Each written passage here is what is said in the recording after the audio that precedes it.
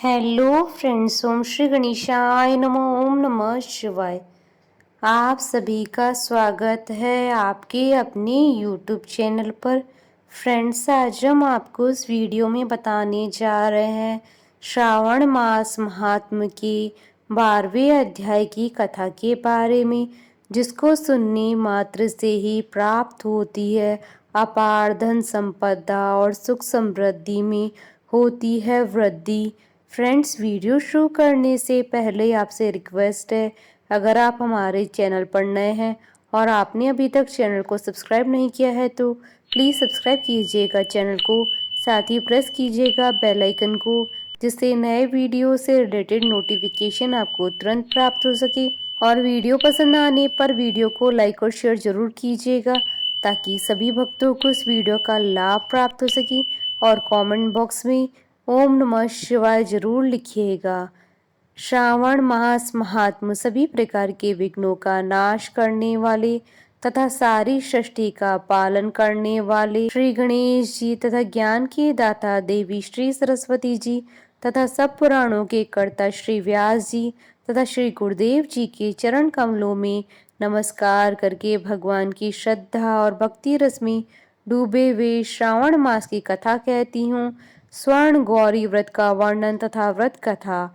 ईश्वर बोले, हे ब्रह्मपुत्र, अब मैं स्वर्ण गौरी का शुभ व्रत कहूँगा। यह व्रत श्रावण मास में शुक्ल पक्ष की तृतीया तिथि को होता है। इस दिन प्रातः स्नान करके नित्य कर्म करने के बाद संकल्प करें और 16 उपचारों से पार्वती और शंकर जी की पूजा करें। इसके बाद भगवान शिव जी से प्रार्थना करें, हे देव देव आइए, हे जगतपते, मैं आपसे प्रार्थना करता हूँ, हे सुर सत्तम, मेरे द्वारा की गई पूजा को आप स्वीकार करें। इस दिन भवानी पार्वती की प्रसन्नता और व्रत की पूर्णता के लिए दंपतियों को 16 वायन प्रदान करें और द्विज श्रेष्ठ की प्रसन्नता के लिए मैं ये वायन प्रदान करता हूँ, ऐसा करें। चावल के चूर्ण के 16 पकवानों से 16 बांस की टोकरियों को भरकर तथा उन्हें वस्त्र आदि से युक्त करें और पुनः 16 द्विज दंपतियों को बुलाकर इस प्रकार कहते हुए प्रदान करें, व्रत की संपूर्णता के लिए मैं ब्राह्मणों को यह प्रदान कर रहा हूँ। मेरे कार्य की समृद्धि के लिए सुंदर अलंकारों से विभूषित तथा पतिव्रत्य से सुशोभित ये शोभामयी सुहागिन स्त्रियां इन्हें ग्रहण करें। इस प्रकार 16 वर्ष अथवा 8 वर्ष या 4 वर्ष या 1 वर्ष तक इस व्रत को करके शीघ्र ही उसका उद्यापन कर देना चाहिए। पूजा के अनंतर कथा का श्रवण करके वाचक की विधिवत पूजा करनी चाहिए। सनत कुमार बोले, हे प्रभु, इस व्रत को सर्वप्रथम किसने किया? इसका महात्म कैसा है? इसका उद्यापन किस प्रकार करना चाहिए? वह सब आप मुझे बताएं। ईश्वर बोले, हे महाभाग, आपने उत्तम बात पूछी है। अब मैं आपके समक्ष मनुष्यों को सभी संपदाएं प्रदान करने वाले स्वर्ण गौरी नामक व्रत का वर्णन करता हूँ। पूर्व काल में सरस्वती नदी के तट पर सुविला नामक विशालपुरी थी। उस नगरी में कुबेर के समान चंद्रप्रभ नामक एक राजा था। उस राज्य की रूप लावण्य से संपन्न, सौंदर्य तथा मंद मुस्कान से युक्त और कमल के समान नेत्रों वाली महादेवी और विशाला नामक 2 भार्याएं थी।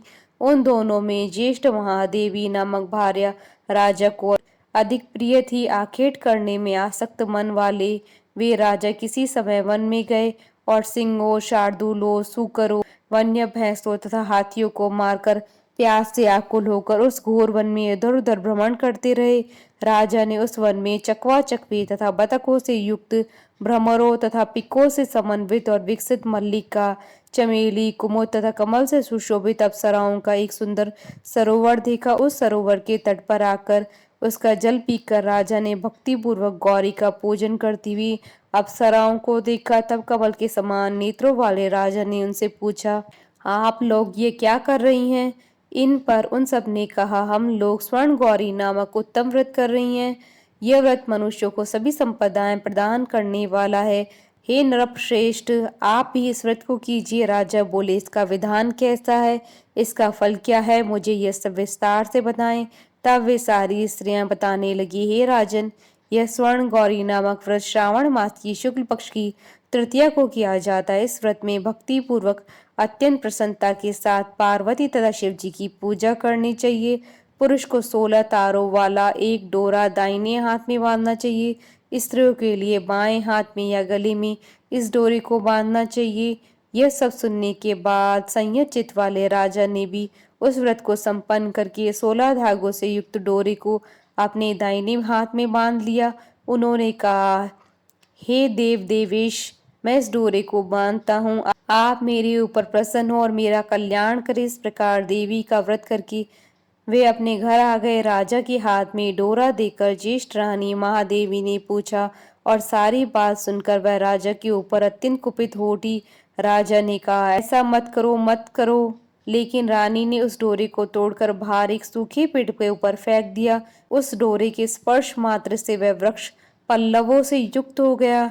उसके बाद उसे देखकर दूसरी रानी भी आश्चर्यचकित हो उठी और उस वृक्ष पर स्थित टूटे हुए डोरे को उसने अपने बाएं हाथ में बांध दिया। उसी समय से उसके व्रत के महात्म्य से वह रानी राजा के लिए अत्यंत प्रिय हो गई। वह ज्येष्ठ रानी व्रत के अपचार के कारण राजा से त्यक्त होकर दुखित हो वन में चली गई। अपने मन में वह भगवती देवी का ध्यान करते हुए मुनियों के पवित्र आश्रम में निवास करने लगी। कहीं कहीं श्रेष्ठ मुनियों के द्वारा यह कहकर आश्रम में रहने से रोक दी जाती थी कि हे पापिन, अपनी इच्छा के अनुसार यहाँ से चली जाओ।